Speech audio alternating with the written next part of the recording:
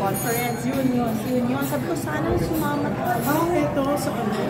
But recently nakita ko, bakit hindi ko sumasama? Nagpaplano siya ng movie. So sabi niya, alam mo naman tayo. Ano sa kanila sa Switzerland? After election, sana. Pero okay na siya. Try natin. Pero hindi pa rin kayong dalawa yan. Hindi kasama ko mga anak ko. Kasama. Iba talaga kasi pag mahirap pag nawala kami, mag-aaway kami. Hindi kami masyadong tech. Kailangan kasama ko yung mga anak ko. Saan tayo pupunta? Gusto ko may barkada pa rin. Parang malabo yan. Baka ending hotel lang kayo. Parang mag-aaway kami.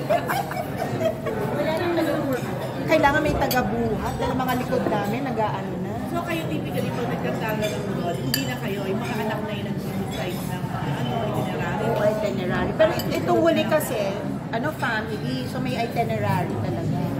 So may tour. Nag-Korea kami. Unang first, from December 23 to December 25, kaming pamilya lang. So may itinerary kami. Tapos dumating na yung mga kapatid ni Bong. So iba naman yung itinerary. Pero ang laki, parang kaming, parang may tour bus kami.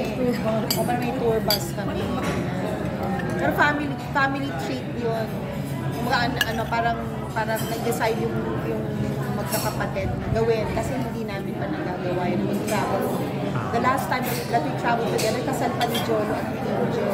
Pero for the wedding, yun hindi siya tour. Hindi siya pasyal. Ito talaga pasyal na nakaraan.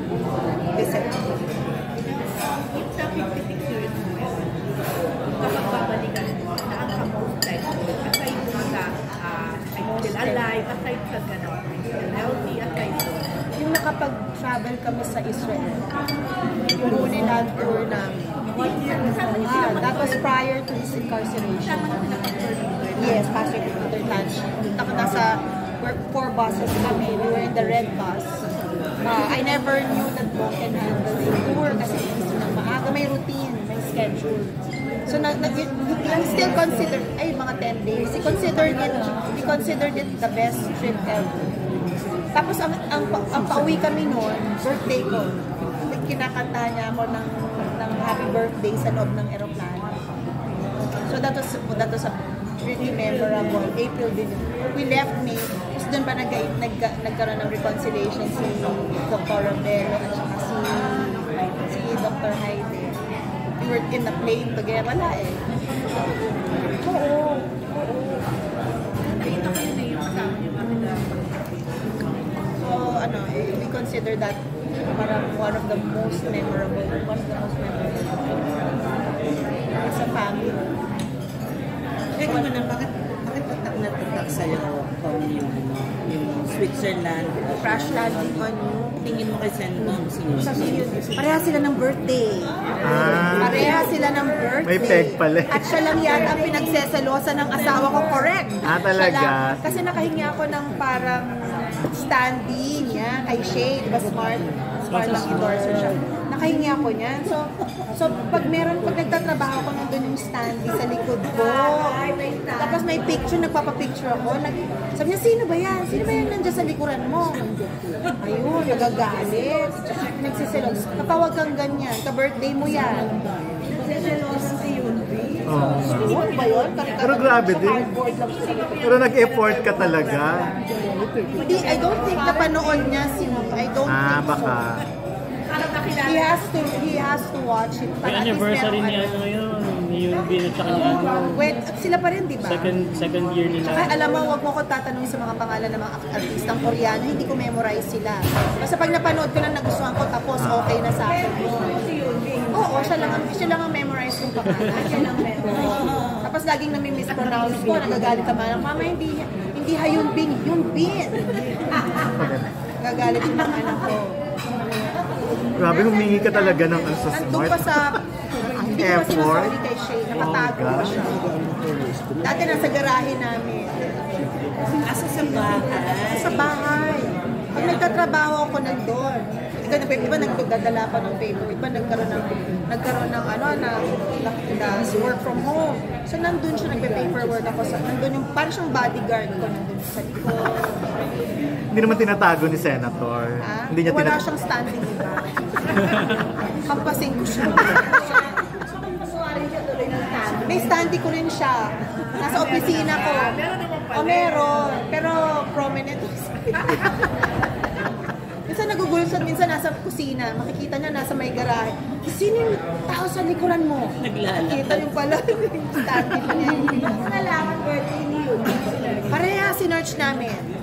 Parehas ba ng taon, Jean? Parehas din ng taon. Yan ang hindi ko alam. September 25.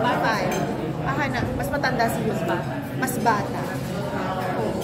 Tapos kumakanta pa siya. Diba? Champion. At tumutugtog pa ng piano. Oo. Hindi ko lang alam pag nakita ko siya in person, hindi ko alam kung magiging reaction. Nung nagpunta kami ng Korea, sabi ko, wala bang tour dito? Nung nakikita mo yung mga Korean stars or something. 1982. O, 1982. Bata siya sa akin. Parang may pagplano pa. O, di ba? Action star din siya. Kailan nag-start yung di nung Crash. COVID season.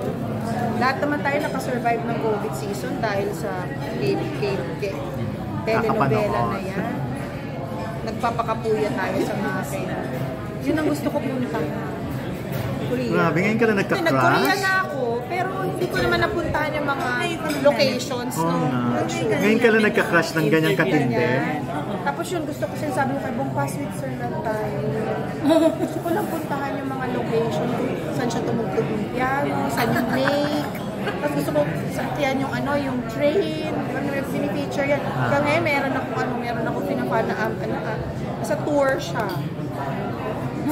Basta after.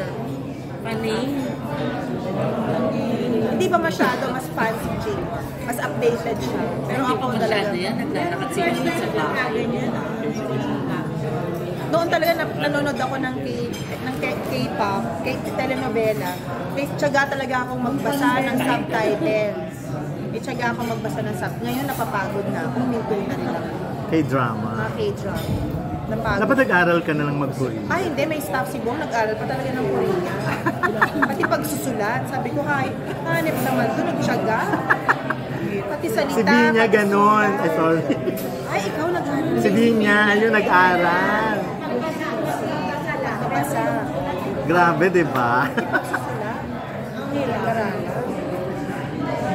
Yung yung Alibata nga. Hirap na tayo. Daming versions pa na ng kay Korea ng sulat. Ang dami mong karibal. Pati ba naman sa idol? Yan ang kailangan kong gawin in my life. Bago sumakit yung mga lower back o dito baka mag-wheelchair ako, ayoko na. Yun ang kailangan kong puntahan. Basta turn off scene.